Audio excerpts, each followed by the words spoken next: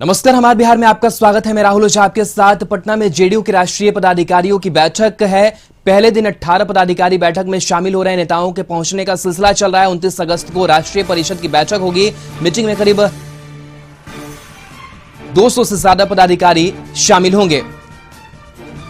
तो पटना से खबर, जहां जेडीयू की राष्ट्रीय पदाधिकारियों की आज बैठक, और थोड़ी ही देर में कह सकते हैं कि जो बैठक है वो शुरू हो जाएगी। नेताओं के पहुंचने का जो सिलसिला है वो लगातार चल रहा है। वहीं 29 अगस्त की बात करें तो राष्ट्रीय परिषद की बैठक होगी। मीटिंग में करीब 250 पदाधिकारी शामिल होंगे। जेडीयू के नए राष्ट्रीय अध्यक्ष ललन सिंह और उनकी अगुवाई में ये बैठक होनी है। और राष्ट्रीय अध्यक्ष बनने के बाद से ये पहली बार इस राष्ट्रीय स्तर की बैठक में ललन सिंह हिस्सा लेंगे। जाहिर सी बात है कि नई जब जिम्मेदारी मिली है तो कई जो संभावनाएं हैं वो भी अब नजर आ रही है। जेडीयू किस तरीके से मजबूत हो, कई जो फेरबदल है वो भी देखने को मिल सकते हैं। तो कह सकते हैं कि बड़ी जो बैठक है वो हो रही है। बताएंगे। और ये तस्वीर आपको दिखा रहे हैं जहां पर नेताओं के पहुंचने का सिलसिला जारी है। जो तस्वीरें सामने आ रही है, केसी त्यागी भी पहुंच रहे हैं।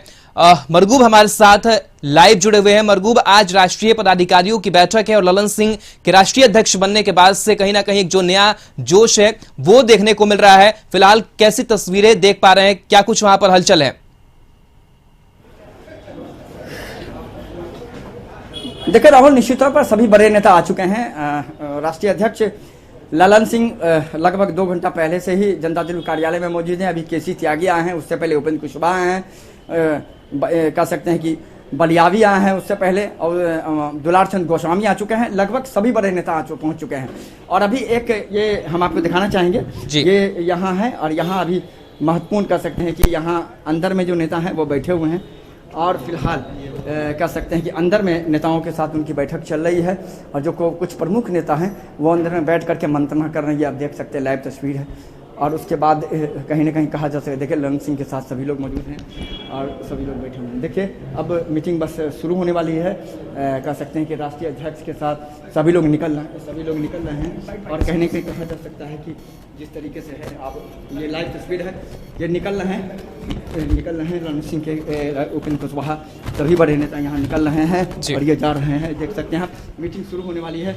और फिलहाल इस मीटिंग में राष्ट्रीय अध्यक्ष ललन सिंह के साथ उपेंद्र कुशवाहा जो संसदीय बोर्ड के अध्यक्ष है वो सभी लोग। बैठक कोई महत्वपूर्ण होता है? बैठक होता है, कोई महत्वपूर्ण बैठक नहीं है।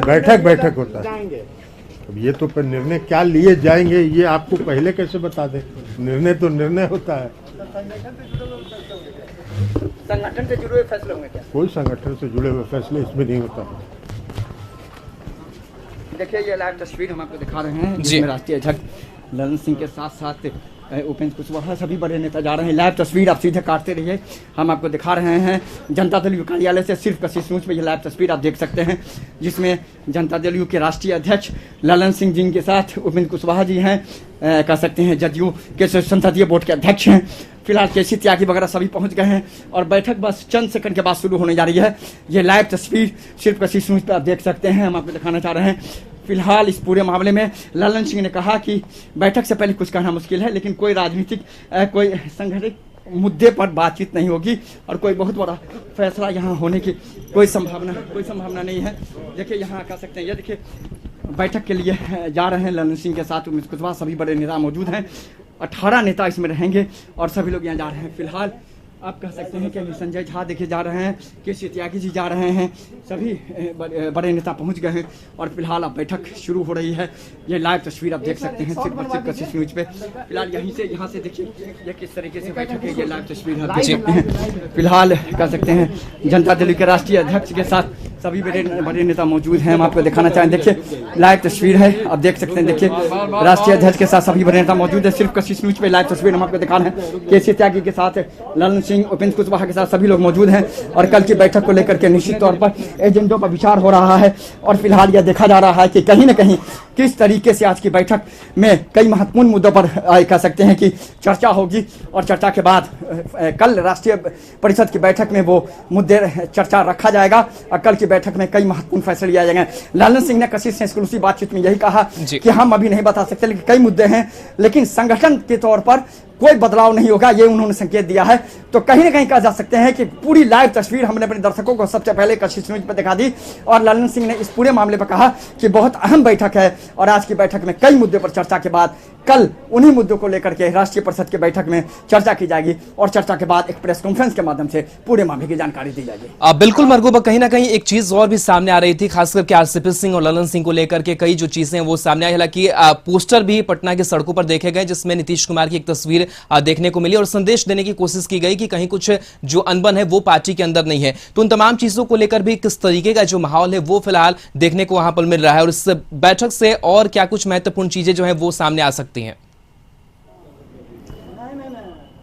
देखिए, बैठक में गुलाम रसूल बरियारवी ने स्पष्ट कहा है कि जातीय जनगणना के साथ साथ कई मुद्दों पर चर्चा होगी, जो राजनीतिक मुद्दे हैं, देश के मुद्दे हैं, खास करके जो बिहार में न्याय के साथ विकास का सरकार चल रही है, क्यों कौन कौन से काम किए गए हैं, कौन कौन के काम कर रहे हैं, उस पर भी चर्चा होगी।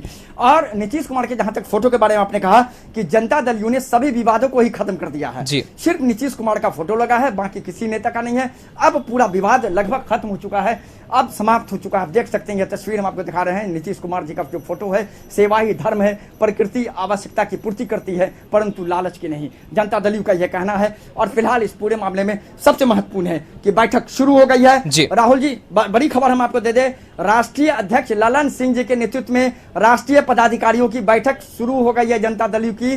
फिलहाल यह बैठक अभी अभी शुरू हुई है, जिसकी लाइव तस्वीर हमने आपको दिखाई। इसमें सभी 18 बड़े नेता बिल्कुल मरगूब, तो काफी अहम जो बैठक है वो शुरू हो चुकी है। फिलहाल तमाम तस्वीरों के और तमाम जानकारी के लिए बहुत बहुत शुक्रिया आपका मरगूब जी। बढ़ते आगे पटना से खबर, जहां तेज प्रताप यादव आरजेडी कार्यालय पहुंचे हैं। प्रदेश अध्यक्ष जगदानंद सिंह से तेज प्रताप नाराज हैं, ये खबरें लगातार आ रही है। इससे पहले आपको बताया कि लालू प्रसाद यादव से भी मुलाकात दिल्ली में तेज प्रताप यादव की हुई है और आज जो है आरजेडी कार्यालय तेज प्रताप यादव पहुंचे हैं और लगातार कई दिनों से जो अनबन की खबरें हैं जगदानंद सिंह को लेकर के वो सामने आ रही है। इस बीच मुलाकात भी हुई है, तो कई तरीके की जो बातें हैं वो लगातार सामने आ रही है। इस बीच बड़ी जो खबर और बड़ी जो तस्वीर है वो निकल करके सामने आई है, जहां खुद आरजेडी कार्यालय तेज प्रताप यादव पहुंचे हुए हैं। मरगूब हमारे साथ फोन लाइन पर जुड़े हुए हैं। मरगूब, तेज प्रताप यादव अब आरजेडी कार्यालय पहुंचे हैं और जिस तरीके से लगातार कई दिनों से अनबन की जो खबरें हैं प्रदेश अध्यक्ष को लेकर के वो चल रही है, इस बीच उनका आरजेडी कार्यालय पहुंचना क्या दर्शा रहा है? राहुल जी, इस बात का अंदेशा बहुत पहले से ही था मीडिया कर्मियों को और कहीं न कहीं इस बात के लिए अलर्ट भी थे। तेज प्रताप यादव कल शाम में ही पहुंचे पटना पहुंचने के बाद उन्होंने कई तरह की प्रतिक्रिया दी और अभी भी थोड़ी देर पहले, महज 5 मिनट पहले वो राजद कार्यालय पहुंच गए। फिलहाल अभी वो लालू प्रसाद यादव और तेजस्वी यादव का जो चैम्बर है उसमें वो बैठे हुए हैं और फिलहाल बैठ करके अपने जो सहयोगी हैं उनके साथ बातचीत कर रहे हैं। हालांकि मीडिया से उनकी कोई बातचीत नहीं हुई, लेकिन बहुत इंटरेस्टिंग है कि तेज प्रताप यादव के पहुंचने से पहले ही जगदानंद सिंह वहां से निकल गए थे। तो फिलहाल कहीं न कहीं कह सकते हैं कि अब ये कह पाना अभी बहुत मुश्किल है कि आखिर तेज प्रताप यादव पहुंचे हैं। उससे पहले जगदानंद चले गए। तेज प्रताप यादव चूंकि राजद कार्यालय है तो तेज प्रताप यादव लालू यादव के बड़े बेटे हैं, तो निश्चित तौर पर कहने के उनका अधिकार है जाना। लेकिन जिस तरीके के का नाराजगी चल रही है तो तेज प्रताप का ऐसी परिस्थिति में राजद कार्यालय जाना एक खबर बन जाती है। हमने लोगों ने उसका खबर बनाया। फिलहाल देखना होगा कि जब निकलते हैं वो तो मीडिया कर्मियों से क्या बात करते हैं, सबसे महत्वपूर्ण है। राहुल, चलिए शुक्रिया मरगूब तमाम जानकारी के लिए।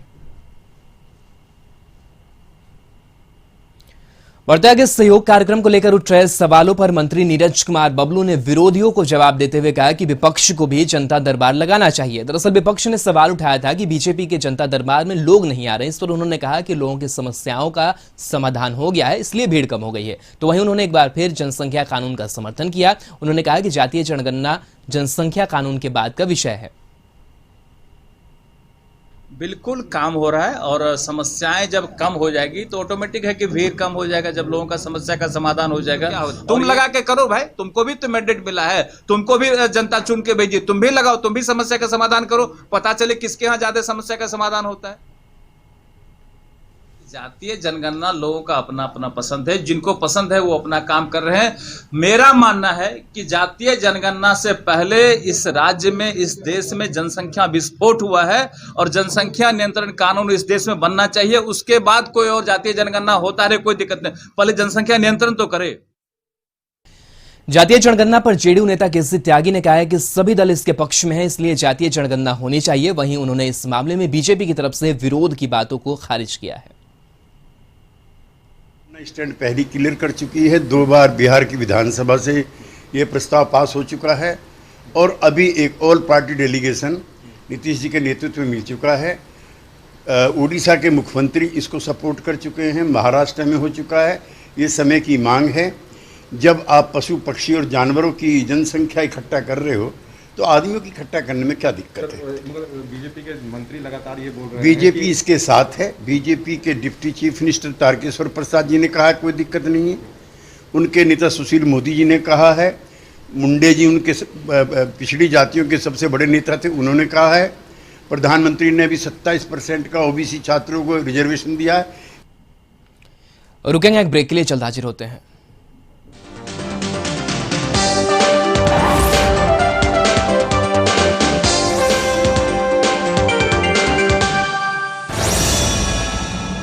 ब्रेक के बाद स्वागत बढ़ते आगे। आशीर्वाद यात्रा के तहत औरंगाबाद पहुंचे एलजेपी नेता चिराग पासवान ने एक प्रेस कॉन्फ्रेंस की। इस दौरान उन्होंने कहा कि बिहार में जल्द मध्यावधि चुनाव होंगे। इतना ही नहीं, उन्होंने ये भी दावा किया है कि आगामी सरकार में एलजेपी की अहम भूमिका होगी।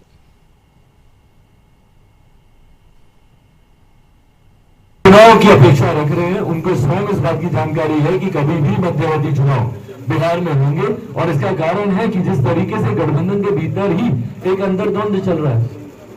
पेगासस को लेकर मुख्यमंत्री नीतीश कुमार जांच की मांग करते हैं, जिसके बारे में केंद्र सरकार स्पष्ट रूप से कह चुकी है कि इस पर जांच नहीं होनी चाहिए। आप पेगासस को लेकर तो आप जांच की मांग करते हैं, तो भैया क्या सृजन घोटाले पर जांच नहीं होनी चाहिए? बिहार में आए दिन हो रही हत्याओं के ऊपर जांच नहीं होनी चाहिए? मांग करते हैं जातिगत जनगणना को लेकर, भाई हम लोग भी इसका समर्थन करते हैं, पर उसमें आपका व्यक्तिगत द्वेष देख लीजिए। आप लोक जनशक्ति पार्टी का एक भी प्रतिनिधि आप नहीं लेकर जाते। क्यों? क्योंकि आपको चिराग पासवान से आपको दिक्कत है। खबर दानापुर से, जहां गंगा के जलस्तर में कमी आने के बाद एक बार फिर बाढ़ त्रासदी में सब कुछ लुटा चुके बाढ़ पीड़ितों का दानापुर बलदेवा स्कूल में बना कैंप भी बंद कर दिया गया है और सरकारी सुविधा भी बंद है। अब लोगों को खाने पीने की समस्या हो रही है। दरअसल दानापुर के बलदेव भाई स्कूल में बाढ़ राहत कैंप बनाया गया था, जिसे बंद कर दिया गया। इसको लेकर बाढ़ पीड़ितों ने विरोध जताया है। उनका कहना है कि उनके गाँव में अभी भी पानी भरा है और वे वहां जा नहीं सकते हैं और इधर राहत कैंप भी बंद कर दिया गया है। झोपड़ी बा, अब धार पड़लक, ऊपर धार गिरत बा, झोपड़ी गिर गईलक। जहाँ तहीं धार पर हाथना खाधार देले बा, हाथना खाधार देले बा, रहे के साधन नहीं के, रात दिन पानी पड़त बा। सरकार निकाल दी, हम लोग के डूब धंस गए, तभी वहाँ घर रहने के लिए जगह नहीं। हम रहेंगे कहाँ? बरसात हो रहा है, खाना पीना सब बंद हो गया। हाजीपुर में 5 लोगों की संदिग्ध मौत के बाद पुलिस की कार्रवाई जारी है, जिससे शराब माफियाओं में हड़कंप मच गया है। पुलिस ने लालगंज थाना के सलेमपुर दियारा इलाके में छापेमारी की, जहां कई अवैध शराब भट्टियों को नष्ट किया गया। साथ ही शराब बनाने वाले उपकरणों में आग भी लगा दिया गया ताकि कुछ भी ना बचे। हालांकि वहां से शराब कारोबारी फरार हो गए, जिनको पकड़ने के लिए पुलिस छापेमारी कर रही है। पुलिस की इस कार्रवाई से हड़कंप मचा है।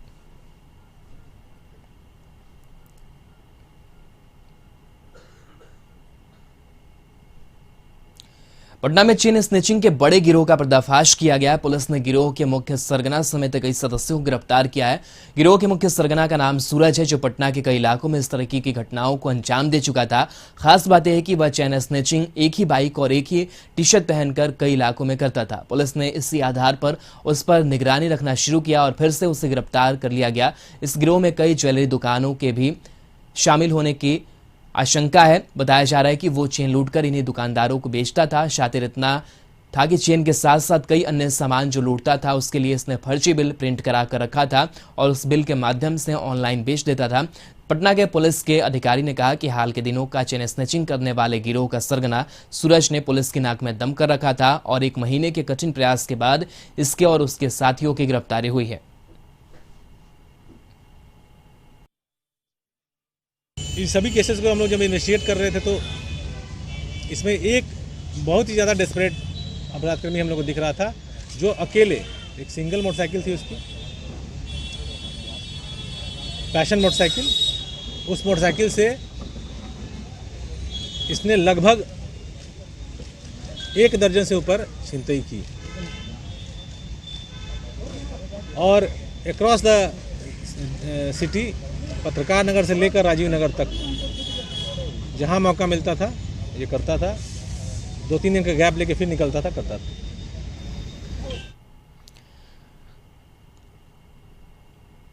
मुजफ्फरपुर के कुर्नी थाना की फकुली ओपी पुलिस ने मुजफ्फरपुर हाजीपुर मार्ग पर वाहन चेकिंग के दौरान एक स्कॉर्पियो को जब्त किया, जिसमें भारी मात्रा में रुपए बरामद किए गए। स्कॉर्पियो चालक समेत 2 शख्स को पुलिस ने हिरासत में लेकर पूछताछ किया। हिरासत में लिए गए शख्स अनिल कुमार ग्रामीण कार्य विभाग में दरभंगा कमिश्नरी में सुपरिटेंडेंट है। एसएसपी जयकांत ने बताया कि गाड़ी से 30 लाख रुपए मिले हैं। इस रकम का मिलान किया जा रहा है। इसकी सूचना इनकम टैक्स को दी जा रही है। तो आपको बता दें कि मुजफ्फरपुर के कुर्नी थाना की फकुली ओपी पुलिस ने मुजफ्फरपुर हाजीपुर मार्ग पर वाहन चेकिंग के दौरान एक स्कॉर्पियो को जब्त किया है, जिससे भारी मात्रा में रुपए बरामद किए गए हैं। स्कॉर्पियो चालक समेत 2 शख्स को पुलिस ने हिरासत में लिया है, उनसे पूछताछ की जा रही है। हिरासत में लिए गए शख्स अनिल कुमार ग्रामीण कार्य विभाग में दरभंगा कमिश्नरी में सुपरिटेंडेंट है। एसएसपी जयकांत ने बताया कि गाड़ी से 30 लाख रुपए बरामद किए गए हैं।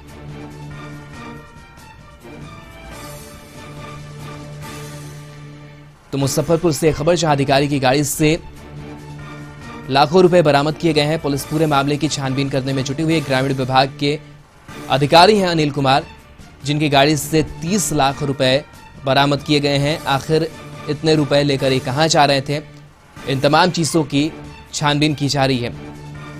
विकास हमारे साथ जुड़े हुए हैं। विकास, बड़े अधिकारी के स्कॉर्पियो से 30 लाख रुपए बरामद किए गए हैं, क्या कुछ और जानकारी आपके पास है? किस तरीके से पुलिस से कार्रवाई आगे बढ़ रही है?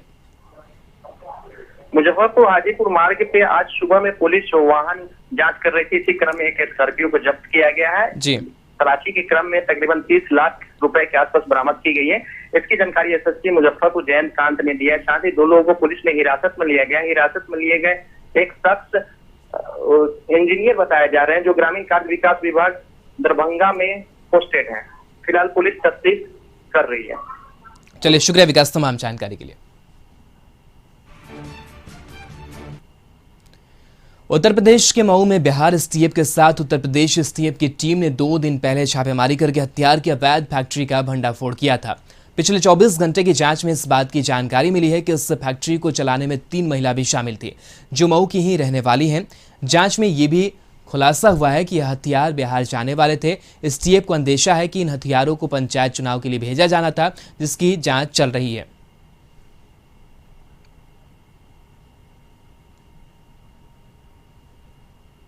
गोपालगंज में बाढ़ से बिगड़ते हालात को देखकर जिला प्रशासन के लोगों को माइक से आगाह करना शुरू कर दिया है। जिला प्रशासन लोगों से गंडक नदी के निचले इलाकों में रहने वाले लोगों से सुरक्षित जगहों पर जाने की अपील कर रहे हैं। सदर सीओ विजय कुमार सिंह जगरीटोला, रामनगर सहित कई जगहों पर सुरक्षित जगहों पर जाने की अपील करें। उधर डीएम ने संभावित बाढ़ को लेकर तटबंधों का जायजा लिया। सदर प्रखंड के मंगलपुर, विशनपुर सहित कई गाँवों में तटबंधों का जिलाधिकारी ने जायजा लिया और जिला अधिकारियों को आवश्यक निर्देश दिए।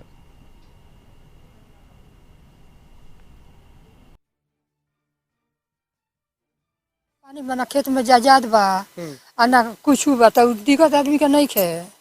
तो आप लोगों को कैसे आना पड़ता है? नाव से आना पड़ता है या फिर नाव से आता है? नाव से। अब बीमारी होने के बाद कैसे आप लोग आती हैं? तो वह मुँह तो केहू मर जाइए, केहू जी जाई, नहीं से आई। अब बीमारी हो तो ना डेंगू मिली ना कुछ मिली, कटघरवा घर ना पानी के हमने को कौन ऐसी बात सस्पिशन बा दुनिया को पानी हेल के हमने के आवत नहीं से जाता नहीं से।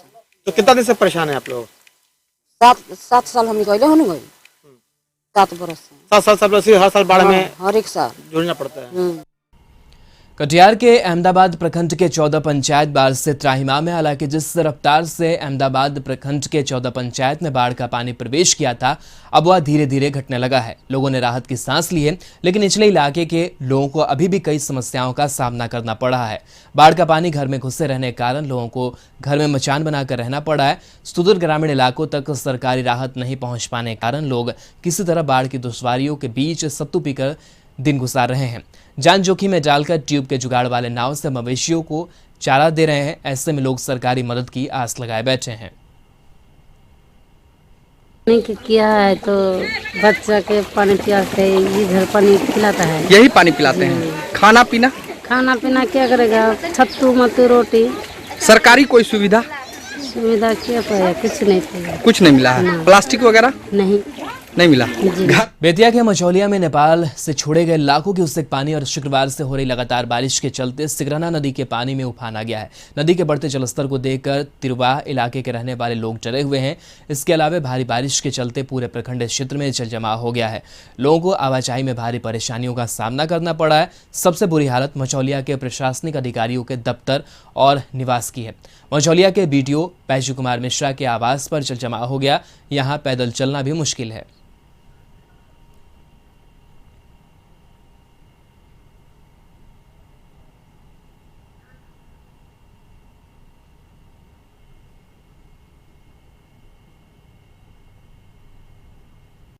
गोपालगंज जिला मुख्यालय से माझा प्रखंड को जोड़ने वाले ग्रामीण कार्य विभाग की मुख्य सड़क अब लोगों का चलना मुश्किल हो गया है।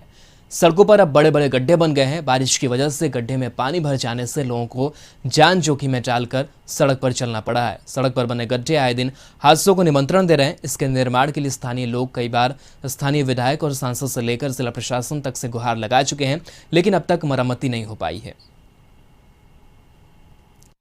की स्थिति बहुत अच्छी नहीं है। इसके लिए हम लोग जो आवेदन प्राप्त हुआ है उसको हम लोग भेजे भी हैं विभाग को, और आज अभी आपके सामने ही हमने बात किया ग्रामीण कार्य विभाग से जो RU 1 से हैं, और उनके द्वारा पिछले 2 मीटिंग में भी बोला गया था कि हम जेई भेज के पता करा लेते हैं। फिर उन्होंने आश्वासन दिया है कि हम जितना जल्दी होता है उसको भेज करके रिपोर्टिंग करा लेते हैं, ठीक है। और उसमें यही दिक्कत है कि थोड़ा सा आप लोग अपने स्तर से भी जितनी सड़कें खराब है उसका एक रिपोर्ट दे दीजिए कि बाकी हम लोग विभाग को भेज दें। मुजफ्फरपुर जिले में लगातार हो रही बारिश से करवाला चौक से लक्ष्मी चौक जाने वाले सिकंदरपुर मेरिन ड्राइव से होकर जाने वाली सड़क जानलेवा हो गई है। यहाँ कभी भी बड़ा हादसा हो सकता है। सड़क पर जगह जगह टूट गई। स्थानीय लोगों द्वारा काफी विरोध कर सड़क पर बड़ी गाड़ियों की आवागमन को रोक दिया गया है। वहीं पूरे मामले में पूछे जाने पर SDO पूर्वी डॉक्टर कुंदन कुमार ने बताया कि सूचना मिली है, जिसके बाद रोड निर्माण के अधिकारियों को स्थल निरीक्षण करने और सड़क निर्माण करने वाले कॉन्ट्रैक्टर को भी कहा गया है। टावर और लक्ष्मी चौक का बीच का मेडिन ड्राइव रोड है, जो पानी ओवरफ्लो के कारण जो है सो रास्ता धंस गया। CD 1 को सूचना दे दी गई है, वो भी स्थल का निरीक्षण करेंगे। साथ ही जो कॉन्ट्रैक्टर है उनको भी वहाँ पे कह दिया गया है कि इमीडिएटली उसको जा कर के रेक्टिफाई करेंगे। संभवतः कोई जल स्रोत है जो वहाँ पे रिस रहा है और उसके कारण वो बैठ गया है ज़मीन। जल्दी इसको रिपेयर करा करके हम लोग 1.5 से 2 घंटा में इसको पैचअप करवा देंगे। मोतिहारी में लगातार हो रही बारिश से पूरा शहर जलमग्न हो गया है। जरा इस तस्वीर को देखिए। शहर का यह सदर अस्पताल है जो एक तरह से पानी में तैर रहा है। आपको बता दें कि इस अस्पताल के भरोसे जिले की लगभग 60 लाख की आबादी जी रही है, पर यह अस्पताल खुद गंदगी से बीमार हो चुका है। इस अस्पताल में जो लोग अपना या परिजनों का इलाज कराने आ रहे हैं वे खुद इस गंदगी से बीमार होकर चले जा रहे हैं। हालांकि अस्पताल प्रशासन की ओर से नगर निगम को पत्र लिखा गया है, लेकिन हालात वैसे ही हैं। जल जमाव की स्थिति सिर्फ सदर अस्पताल की ही नहीं बल्कि पूरा शहर जलमग्न हो चुका है, क्योंकि शहर का सभी नाला जाम हो चुका है और पानी नाले के ऊपर से बह रहा है। इस मामले पर जब नगर निगम की महापौर अंजू देवी से सवाल पूछा गया तो उन्होंने अपनी जिम्मेवारी से पल्ला झाड़ लिया। ज़्यादा उत्पन्न हो गई है शहर में, देखने से मिलता है कि बहुत ज़्यादा। तो हमारे कमी हमारे एग्जीक्यूटिव अफसर की है। नाले की उड़ाई को कहीं भी वो ध्यान नहीं देते हैं, इसमें वो कहीं भी ध्यान नहीं देते हैं। कहीं फ़ोन करने पर वो नहीं आते हैं और बोलते हैं क्या कि बरसात के समय में मैं अपना मोबाइल बंद कर दूंगा, और मेरा भी फ़ोन जाता है तो वो रिसीव नहीं करते हैं, उठाई भी नहीं करते हैं। उड़ाई को लेकर A और B जो डिवीजन बांटा गया उसमें कितना रुपया खर्च होता है पर मंथ? 30 लाख। उसमें 30 लाख खर्च होती है, लेकिन सफाई कुछ नहीं। लेकिन सफाई कुछ नहीं है अभी। अध्यक्ष तो आप भी रही है ना, आरोप पे आप भी तो आरोप जाता है। सरसा जिले के बैजनाथपुर सोनबरसा मुख्य मार्ग के महावीर चौक पर 1 महीने पहले सड़क हादसे के शिकार हुए युवक की इलाज के दौरान मौत हो गई, जिसके बाद गुस्साए लोगों ने 0 माइल सौर बाजार स्थित सड़क जाम कर घंटों प्रदर्शन किया। प्रदर्शन कर रहे लोगों ने घटना में शामिल आरोपी की गिरफ्तारी, साथ ही मृतक के आश्रित परिवार के लिए मुआवजे की मांग करने लगे। सड़क जाम होने की सूचना पाकर मौके पर पहुंची सौर बाजार पुलिस ने आक्रोशित लोगों को समझा बुझाकर शांत कराया, जिसके बाद जाम हट पाया।